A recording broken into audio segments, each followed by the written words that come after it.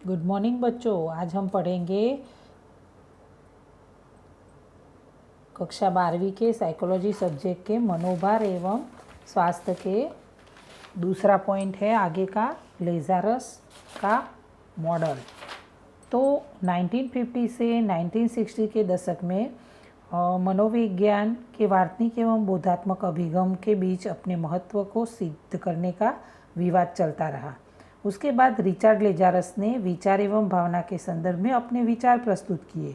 उन्होंने लोगों के मनोभाव के स्तर का अध्ययन किया तथा बताया कि घटना एवं प्रसंग अच्छा या खराब नहीं होता है, परंतु उसके विषय में जो सोचते हैं उसका विधायक या निषेधक प्रभाव उत्पन्न होता है तथा मनोभार के अनुसार प्रभाव पड़ता है। तो लेज़ारस का कोष्टक जो है वो आकृति यहाँ दर्शाया है उन्होंने कि मनोभार के जो मनोभार है उसके प्रकार है। तो पर्यावरणीय, मनोवैज्ञानिक और सामाजिक। उसका परिणाम क्या होता है? तीव्रता, स्थितिकाल, भविष्यवाणी की क्षमता। आगे है व्यक्ति के लक्षण, वो उन्होंने मॉडल दर्शाया है ये प्रतिमान। तो शारीरिक व्यक्ति के लक्षण है कौन से होते हैं? स्वास्थ्य शरीर, शरीर संरचना, आंतरिक कमजोरी। मनोवैज्ञानिक लक्षण होते हैं मानसिक स्वास्थ्य और स्वभाव। सांस्कृतिक, संस्कृति द्वारा दी गई व्याख्या अर्थ और अपेक्षित वर्तन शैली। तो मनोभार का मूल्यांकन उसके हिसाब से कैसे होता है? तो प्रतिक्रियाओं के द्वारा। तो शारीरिक प्रतिक्रिया, वार्तनिक प्रतिक्रिया, आवेगात्मक प्रतिक्रिया और बोधात्मक प्रतिक्रिया। आगे है संसाधन कैसे के कौन से प्राप्त है। तो मनोभार मानो कि कितने संसाधन है। गरीबी ज़्यादा होगी तो अभी के समय में एक व्यक्ति को कमाने के लिए आर्थिक उपार्जन नहीं होगा तो क्या होगा? उसको ये संसाधन कम होने की वजह से उस पर मनोभार बढ़ जाएगा। चिकित्सात्मक देखभाल, मानो कि कोई, मैंने आगे के वीडियो में आपको बताया था कि चिकित्सा यानी दवाई खरीदने के लिए पैसे नहीं होते हैं तो व्यक्ति को उससे मनोभार बढ़ जाता है। व्यक्तिगत, व्यक्ति के अंदर कितना कौशल्य है, मुकाबला करने की शक्ति, शैली कैसी है, वो भी इम्पोर्टेंट है। सामाजिक कैसा है कि आधार, अवलंबन, व्यूह रचना है उसकी। व्यावसायिक सहायता, लोग कौन समाज में लोग सहाय करेंगे या नहीं करेंगे, वो भी मैंने आपको आगे वो मनोभार के उद्गम स्थान वाले वीडियो में आपको बताया था कि उसके बच्चे ही उनको सहाय नहीं की तो उसकी वजह से उन पर मनोभार बढ़ गया और उन्होंने आत्महत्या कर ली है। तो ये मनोभार का जो कोष्टक है उसके उत्पन्न करने वाली परिस्थितियों के प्रति आप कैसी प्रतिक्रिया देंगे उसका आधार मुख्य 3 बातों पर आधारित है। कौन सी? तो मनोभार का जो स्वरूप है वो, व्यक्ति के लक्षण और मनोभार का सामना करने के लिए जो उपलब्ध संसाधन है वो। तो सबसे पहला है मनोभार का स्वरूप। मनोभार को उत्पन्न करने वाले वैविध्यपूर्ण बाह्य एवं आंतरिक उद्दीपक के समूह को मनोभारक कहते हैं। ये प्रश्न शॉर्ट क्वेश्चन में पूछा जाता है। मनोभारक किसे कहते हैं? तो मनोभार की उत्पन्न करने वाली जो वैविध्यपूर्ण बाह्य उद्दीपक, बाह्य एवं आंतरिक उद्दीपक जो है उसके समूह को क्या कहते हैं? मनोभारक। आप ये नोट में शॉर्ट क्वेश्चन में लिख लेना। तो ये उसके भी मनोभारक के मुख्य 3 प्रकार है। पर्यावरणीय मनोभारक, मनोवैज्ञानिक मनोभारक और सामाजिक मनोभार।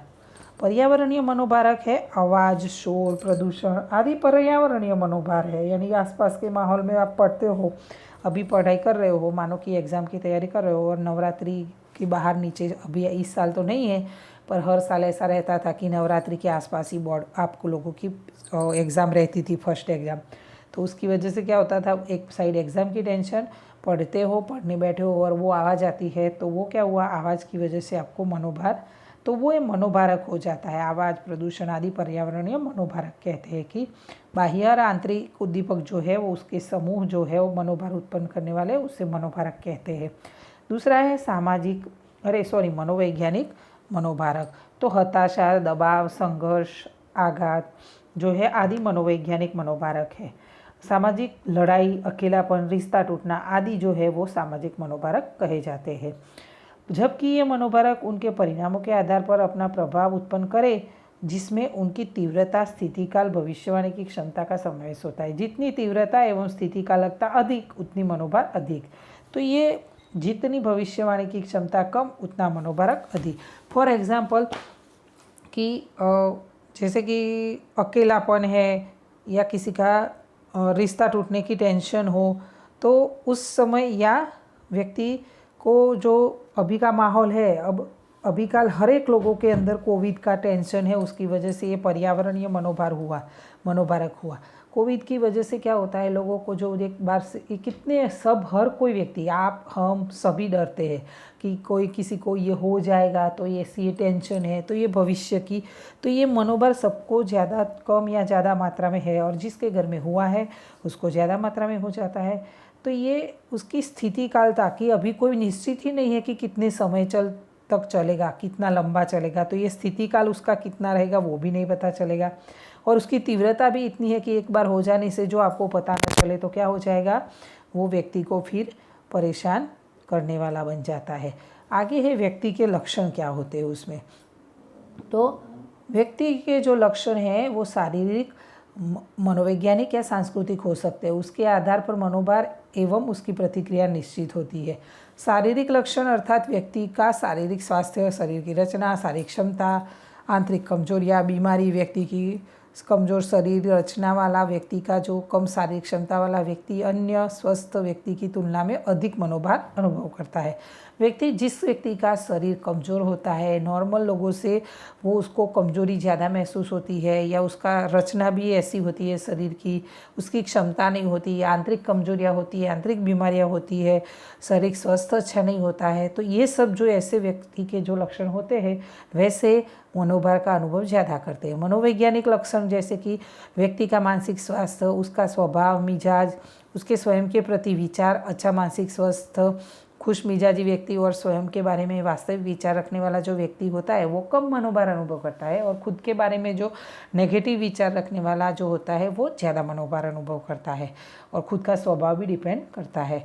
सांस्कृतिक लक्षण अर्थात संस्कृति के द्वारा दी गई व्याख्या तथा अपेक्षित वर्तन शैली सांस्कृतिक स्तर के अनुरूप वर्तन कम उत्पन्न होता है। यानी समाज में रहते हैं, समाज की संस्कृति है, जिस समाज में आप रहते हो उस समाज के रीति रिवाज के अनुसार आपको चलना होता है, तो अपेक्षित वर्तन शैली कि आप समाज जो अपेक्षा रखता है वैसी अपेक्षा के अनुसार आपको वर्तन करना पड़ता है। कल ही हमारे क्लास की एक लड़की स्कूल में मुझे एक मार्कशीट जमा करने आई थी, तो वो बोल रही थी कि मैंने पूछा कि ऐसे क्यों आपको ऐसे ही कपड़ों में रहना पड़ता है, तो बोले कि हमें घर से बाहर निकलना हो तो ऐसा ही कपड़े पहनने होते हैं। तो क्या हुआ, वो समाज है, उसकी अपेक्षा है, तो अपेक्षा के आधार पर वो वर्तन करते हैं, तो उसमें कोई गलती नहीं है, पर वो उसके अनुसार जो वर्तन न करे तो क्या होगा, उसके मन में ऐसा फीलिंग होगा कि मुझे कोई क्या कुछ कहेगा, मुझे डांट पड़ेगी, या मेरे प्रति लोग क्या सोचेंगे। तो अपेक्षित वर्तन यानी समाज जैसा चाहता है वैसा अपना वर्तन होगा, तो उसके अनुसार व्यक्ति को ज़्यादा मनोभार नहीं लगेगा, और जो नहीं रहेगा उसका अनुरूप वर्तन नहीं होगा या कम होगा तो मनोभार उत्पन्न करता है। मनोभार का मुकाबला करने का उपलब्ध संसाधन, यानी कि जब मनोभार उद्भवित होता है तो उसके सामने लड़ने के लिए व्यक्ति के पास कितना संसाधन उपलब्ध है। तो मनोभार का मुकाबला करने के लिए उसके 3 साधनों का समावेश होता है। भौतिक संसाधन अर्थात रुपया, चिकित्सात्मक देखभाल, भौतिक सुविधाएं आदि। मैंने आगे के वीडियो में आपको बताया था कि ये एक पिता थे, उनके 2 संतान थे, उनके पास पैसे रिटायरमेंट की वजह से नहीं थे, तो उनकी माता बीमार, उनकी वाइफ यानी कि उनकी पत्नी बीमार थी और बच्चों ने पैसे नहीं दिए, तो उपलब्ध संसाधन उनके पास रुपये नहीं थे, इसलिए उन पर मनोभार बढ़ गया और उन्होंने अपनी जान गंवा दी, यानी सुसाइड कर लिया। व्यक्तिगत संसाधन अर्थात व्यक्ति में रही हुई कुशलता, कौशल्य, परिस्थिति के अनुकूल होने की सूझबूझ। अब समझो कि ऐसी भी परिस्थिति कभी कभी होती है, तो व्यक्ति ऐसी परिस्थिति में भी वो सूझबूझ निकाल कर कोई दूसरा रास्ता अपनाकर निकल जाता है, तो वो भी एक व्यक्तिगत संसाधन, व्यक्ति में कुशलता कितनी है, कौशल्य, परिस्थिति के अनुकूल होने की। अब कल ही देखा आपने कि कोई एग्ज़ाम में जी-नेट में 720 में से कोई एक लड़का वो 720 मार्क्स लेकर आया। तो क्या है, कोविड के समय में भी उसने क्या किया, उसके अंदर ये कुशलता थी, कौशल्य था, और उसने अपनी सूझबूझ से वो परिस्थिति को अनुकूल करके अच्छे नंबर हासिल किए।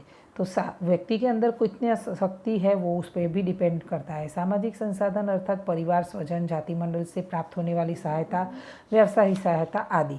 ये उपर्युक्त 3 संसाधन जो होते हैं व्यक्ति समाज या संस्कृति में अधिक उपलब्ध हो तो मनोभार कम दिखाई देता है। सामाजिक संसाधन में जो परिवार के सदस्यों का सभी को सपोर्ट मिलता हो, स्वजनों का, अपनी जाति का, अपने मंडल का, अपने समाज का, तो सभी की व्यावसायिक सहायता भी या कोई भी परिस्थिति में व्यक्ति को मददरूप लोग होते हैं तो उसको कम मनोभार रहता है। प्राथमिक मूल्यांकन व्यक्ति के अपने लक्षण, संसाधन एवं मनोभार के इन तीनों के आधार पर मूल्यांकन करता है तथा मूल्यांकन के आधार पर उसे प्रतिक्रिया कैसी करनी है वह निश्चित करता है। तो लेजारस ने मूल्यांकन को 2 सोपानों में वर्गीकृत किया है, एक प्राथमिक मूल्यांकन, दूसरा द्वैतिक मूल्यांकन।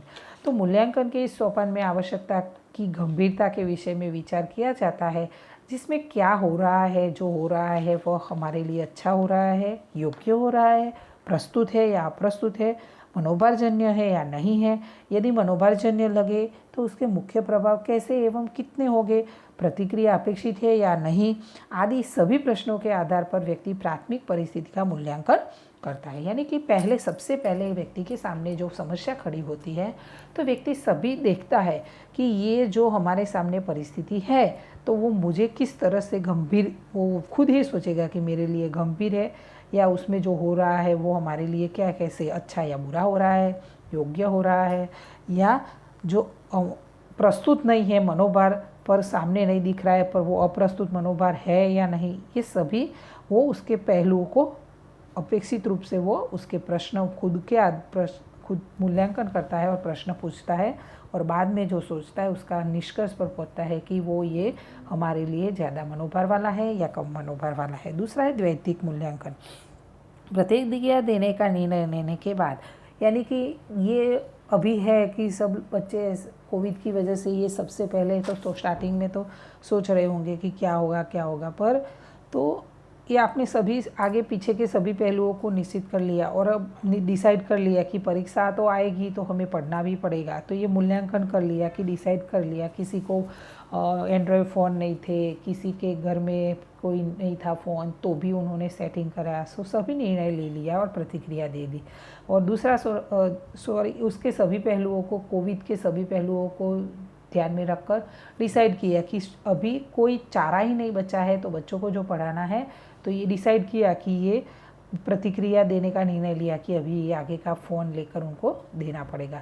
तो जिसमें व्यक्ति के मनोभार का मुकाबला करने के लिए उपलब्ध संसाधन व्यक्तिगत एवं सामाजिक संसाधनों का मूल्यांकन करता है, जैसे कि उसके पास पैसा अथवा कौशल्य तथा व्यावसायिक सहायता कितनी मात्रा में है, वो क्या मनोभारजन्य परिस्थिति का मुकाबला करने के लिए उपयोगी है, पर्याप्त है। यदि मूल्यांकन के अंत में व्यक्ति सर्वश्रेष्ठ विकल्प का उपयोग करता है तो जबकि ये व्यक्ति के इन दोनों मूल्यांकनों पर अन्य कई बातों भी प्रभाव करती है, जैसे कि मनोभारजन्य। मैंने आगे आपको कहा कि ये परिस्थिति में अब पढ़ाई करनी हो तो मोबाइल चाहिए, तो सर्वश्रेष्ठ विकल्प व्यक्ति पसंद कर लेता है। फिर जैसे ही मनोभारजन्य परिस्थिति का भूतकाल का अनुभव तथा ऐसी परिस्थिति को नियंत्रित करके उसका सामना करने की क्षमता, जबकि व्यक्ति के दोनों मूल्यांकन के बातों पर प्रभावित होती है। यदि व्यक्ति के भूतकाल में ऐसे अनुभवों का सामना सफलतापूर्वक किया हो तो परिस्थिति उसे भाररूप नहीं लगती है, नई चुनौतीपूर्ण लगेगी तथा उसका सामना सफलतापूर्वक कर सकेगा। यदि लेकिन ये उसे ऐसा अनुभव नहीं होगा तो परिस्थिति उसे गंभीर एवं भयानक लगेगी, स्वयं सामना नहीं कर पाएगा। ऐसी भावना उत्पन्न होने से वो तीव्र मनोभार महसूस करता है। फॉर एग्जांपल अभी आप लोग ये ऐसे कोविड की वजह से ऐसे ऑनलाइन वीडियो द्वारा पढ़ाई कर रहे हो, बराबर, आपको टीचर वीडियो भेजते हैं। बाद में अभी अपनी स्कूल में ऐसा डिसाइड किया गया है कि जूम पे क्लास लगेगी। अब जूम क्या है, जूम एप्लीकेशन पे आपको ये समझ में नहीं आएगा ज़्यादातर। उसके लिए आपको पहले जब आप स्टार्ट करोगे तब उसके लिए आपको उसका अभ्यास करना पड़ेगा और आपको समझना पड़ेगा कि कैसे कैसे उस पर से काम किया जाता है। तो ये एक चुनौती है, स्वयं सामना करना पड़ेगा। स्वयं सामना नहीं कर सक रहे तो ऐसी जब भावना उत्पन्न होती है कि मुझे नहीं समझ में आएगा, मैं क्या करूँगा, हमें नहीं पता चलता है, तो भयानक लगता है और तीव्र मनोभाव महसूस करता है। उसी प्रकार यदि अपने कौशल एवं सामना करने की क्षमता पर पूर्ण विश्वास होगा तो कम मनोभार महसूस करेगा। व्यक्ति को पता है कि मैं ये काम कर पाऊँगा तो विश्वास होगा तो उसको मनोभार लगेगा नहीं, परंतु यदि उससे उपयुक्त विश्वास की कमी दिखाई देगी तो वो अधिक उसको मनोभार महसूस होगा। जैसे कि उसको मोबाइल चलाना ही नहीं आता हो तो वो क्या करेगा, मन में सोचेगा कि मैं क्या करूँगा, मुझे तकलीफ़ होगी, तो ये ज़्यादा मनोभार अनुभव करेगा। ऐसे कारणों के आधार पर अलग अलग व्यक्तियों के लिए अलग अलग मनोभारकों का अनुभव एवं परिणाम अलग अलग होता है। हर एक व्यक्ति, आप 60 या 70 या 100 बच्चे हो तो आपको एक स्टूडेंट को ये मनोभार कम लगता है, दूसरे को ज़्यादा लगता है, तीसरे को कम लगता है। तो ये हर एक के लिए अलग अलग होता है। क्यों? क्योंकि हर एक व्यक्ति की क्षमता, कुशलता और सोचने की जो रीत होती है वो अलग अलग होती है। तो ये हुआ आज का लेजा रस का मॉडल। बच्चों,